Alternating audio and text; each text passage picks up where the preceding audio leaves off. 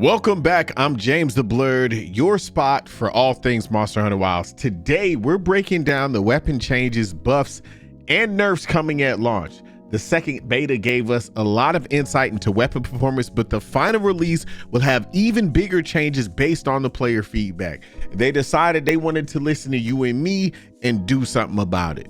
Some weapons are getting huge updates while others are receiving small tweaks to keep things balanced. So let's get into it. The goal of these changes isn't to nerf weapons, but rather to make sure that every weapon is a viable and playable option. The developers want to eliminate the tier system that the community often falls into, where certain weapons dominate while others are overlooked. Instead of simply lowering the power of strong weapons, they are bringing weaker weapons up to par to ensure that all weapons feel fun and rewarding to use. Historically, weapons like Hunting Horn, Lance, and Gun Lance have been among the least used weapons in the Monster Hunter franchise. These weapons often had higher skill ceilings, required precise positioning, or had additional mechanics that made them harder to master compared to straightforward choices like longsword or bow. The changes coming to Monster Hunter Wilds aims to make these historically underused weapons more accessible and enjoyable, ensuring they stand as competitive options to all players. The second beta showed that some weapons were way stronger than others, but don't worry, every weapon is getting balanced before launch, while others will be completely reworked based on beta feedback. This means that weapons that felt weak or clunky will now be smoother and more enjoyable to use, while stronger weapons may be adjusted to ensure fairness and balance across the board. There are 4 really big overhauls. Developers have confirmed that Insect Glaive, Switch Axe, Sword and Shield, and Lance are getting the biggest update. These weapons either had mechanical issues or were underperforming compared to the others. The goal is to ensure that every weapon feels strong, smooth, and fun to play.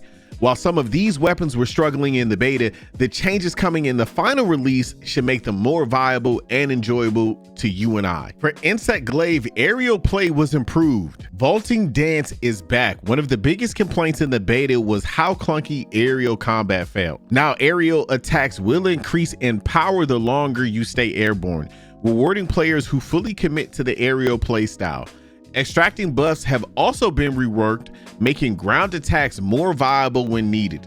Additionally, Kinsect stamina and extract durations have been improved, making Kinsect's management less restrictive and more fluid.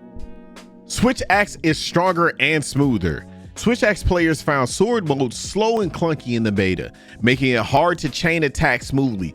To fix this, Axe mode now charges more efficiently, and sword mode has been buffed to feel more fluid and powerful. A key improvement is the full release slash, which now has better hitboxes and hyper armor, so it connects more consistently.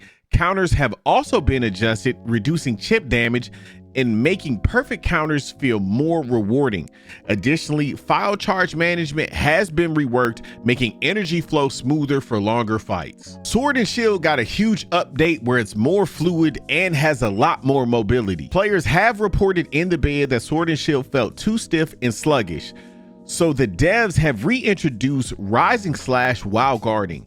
This brings back a crucial defensive attack option, making the weapon more versatile. Attack responsiveness has also been improved. Normal attacks and combo transitions now feel smoother, letting players flow between moves more naturally. Evasion moves like Bat Step and Sliding Swipe now cover more distance, making the weapon even more mobile and flexible in battle. For my Lance mains out there, classic counter playstyle has returned. Your Iron Wall playstyle is back. While the beta introduced new moveset options, it also took away one of the classic counter heavy gameplays that define the Lance.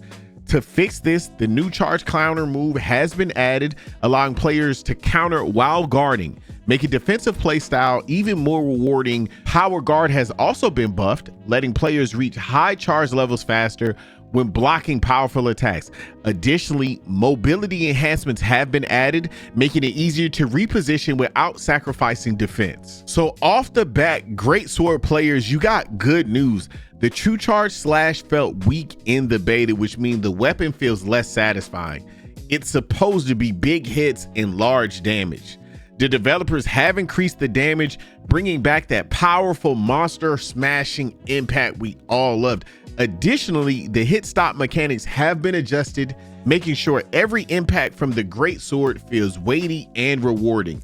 Expect the great sword to return to its rightful place as a powerhouse of a weapon. Hunting Horn has received some adjustments and the buff system is being tweaked. Hunting Horn was way too strong as a support weapon in the beta.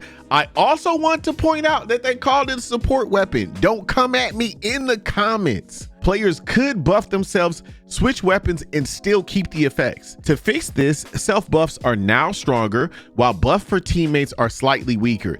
This means if you main Hunting Horn, you're going to feel even stronger. But if you're using it just for support, it won't be as effective. Additionally, the melody stacking system has been adjusted to encourage more strategic play, rewarding players who are actively engaged in a fight rather than just spamming buffs. So all my homies out there that like to sit in the back and just spam the buffs, they said, hey man, that's not acceptable anymore. You need to be actively engaged in the fight. So the bow got a power shift for balance. Bow was not only one of the strongest weapons in the beta, but also had the fastest kill time and speed runs against Arc Veil by a huge margin. The combination of tracer arrows and focus mode allowed bow players to burst down monsters at an incredible rate. So this is a prime example of them not just nerfing a weapon, but balancing it out.